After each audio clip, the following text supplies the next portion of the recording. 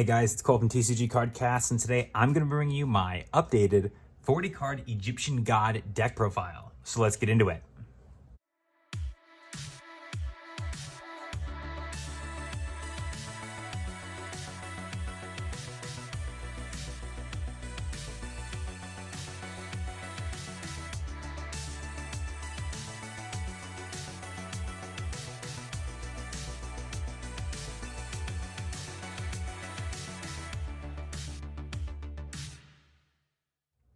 Now, this deck doesn't really use too much of the stuff from the new Egyptian God structure decks. It does use some stuff, for sure.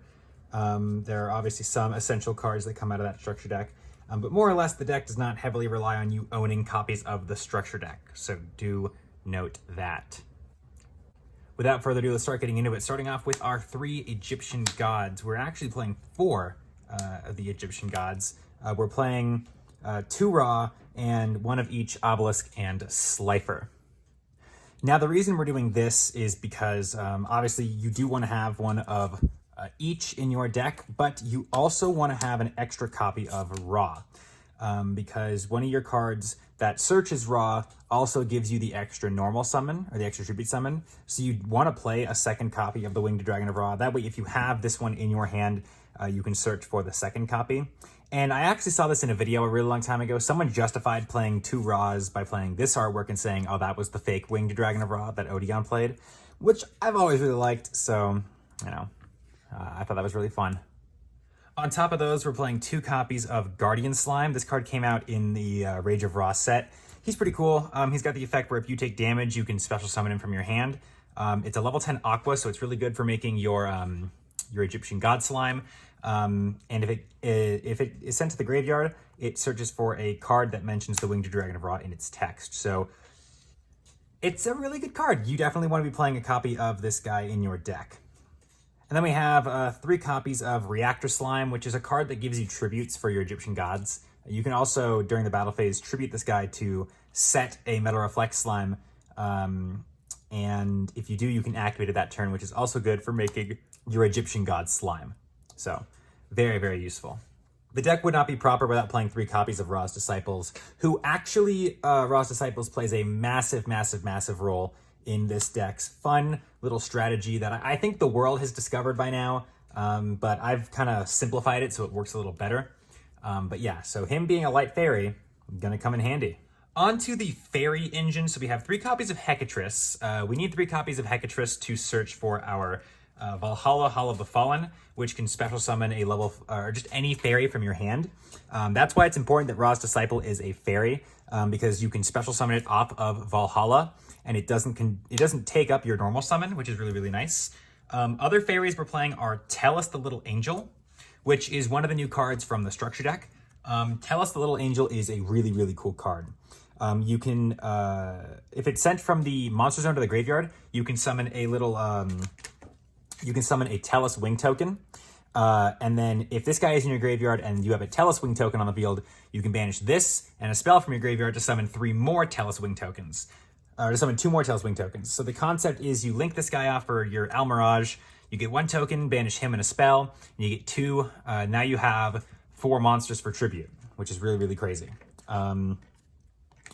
So yeah, I like him a lot. He's a very, very nice card. And like I said, he's a big addition to the deck. So really nice to have him. Then the last monster we have, which was also in the Egyptian God decks, this guy was in the Obelisk deck. This is the monster Angel 01. Angel 01 has an effect where you can special summon it from your hand by revealing a level 7 or higher monster in your hand. Then while you control this special summon guy, you can conduct an extra normal summon that turn.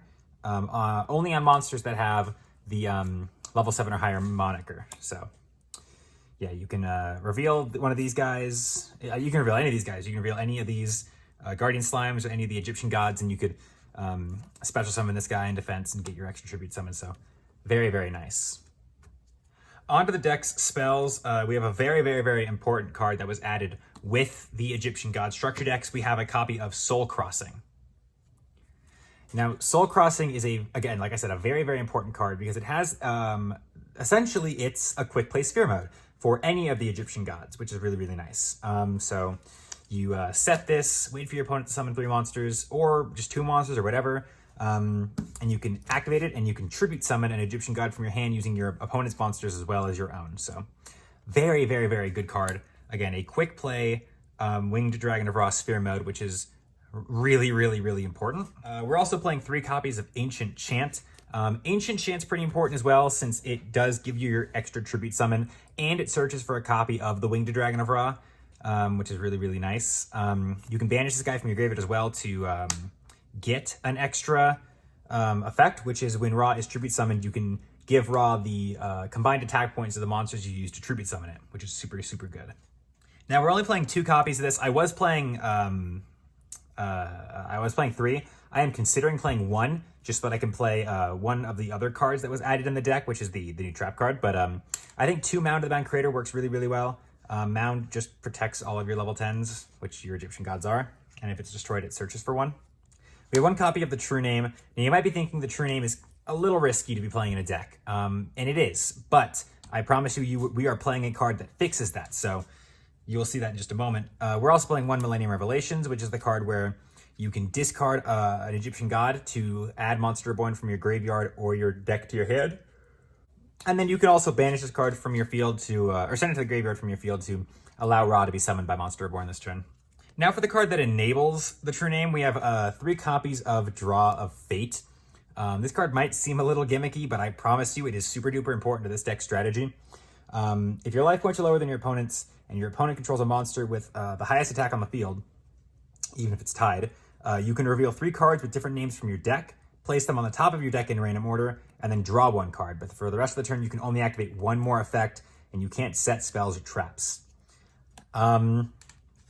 That card's really, really good. You really want this because this kind of lets you search any of your Egyptian gods. So you have, in a sense, a way to add any of the 3 to your hand randomly, or you could even add the True Name or any of these great spells from your deck to your hand at random. So it would randomly add 1. But the thing is, if you have the True Name, you draw 1 of the cards, you get 1 more activation. You can activate the True Name, and then you have a 50-50 guess at what's on the top of your deck. And if you get it right, you get to add an Egyptian god from your deck to your hand, and you get to keep that card that you drew. So it becomes a +2 when combined. It becomes a +1 technically when combined with Draw of Fate. So I think it's really, really nice. So yeah, really, really good cards. Of course, our Fairy Engine doesn't work without 3 copies of Valhalla, Hall of the Fallen. Again, this card's effect is that once per turn you can special summon a fairy monster from your hand, but you cannot control monsters if you want to activate and resolve that effect. So very, very important. Again, you can search this off of your Hecatrice. Hecatrice does search this card. But yeah, once it's on the field, you special summon your Disciple. So pretty good. The last spells we're playing are 2 copies of Pot of Desires, which you'd think is a bad idea, especially because we are playing, like 1 of the True Name, 1 of Millennium Revelations. We're playing 1 of each Egyptian god card. But the thing is, right, like, Ra is kind of your main one. You only want Slifer if you're dealing with a Link deck, and you only want Obelisk if you're dealing with a destruction-heavy deck. And if you really need them, you probably already have them in your hand. This card is just to have a draw spell, so you have more chances to draw the cards you need. We're only playing 2 because you don't want to draw the second one. You want a higher chance to banish the second one. So, we're just playing 2 Desires. We have 1 Monster Reborn, obviously, to search off of our Millennium Revelations. And the last card in our deck is a copy of Metal Reflect Slime to summon out our Egyptian God Slime. So, pretty cool. Now, I personally have been having a very, very hard time figuring out what cards I want to put in the extra deck for this deck. The only cards I know I want are at least 1 Egyptian God Slime and 1 Salamangreat Almirage. You could 100% play some rank 10 cards. You play the Spider Engine, Gustav Max, whatever you want. You can play more of these guys. I just didn't want to drop another $40 or another $80 on 2 more copies of God Slime just yet. But you definitely want at least 3 of this for sure. Just because you can summon more than 1, and then it becomes really, really hard to get over, and you just want one Almirage because you can normal summon the Tellus to link summon this guy, get your token, banish the spell on him, and get 2 more. So at minimum, the cards you 100% need for this build are at least 1 God Slime and 1 Almirage. But again, I would recommend multiple copies of the God Slime and whatever else you'd like to stuff in the deck. But that was my 40 card Egyptian God deck profile, updated for 2021. If you guys want to check out a combo tutorial or just some test hands, I will be doing one of those in a few days, so do keep yourself posted for that. If you're wondering how the new Poker Knight support plays in this deck, it doesn't.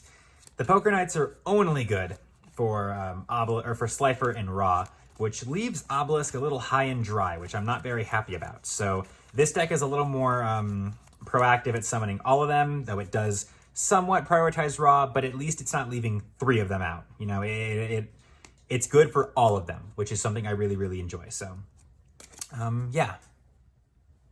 If you guys like this video, hit the button in the center of the screen to subscribe on the spot.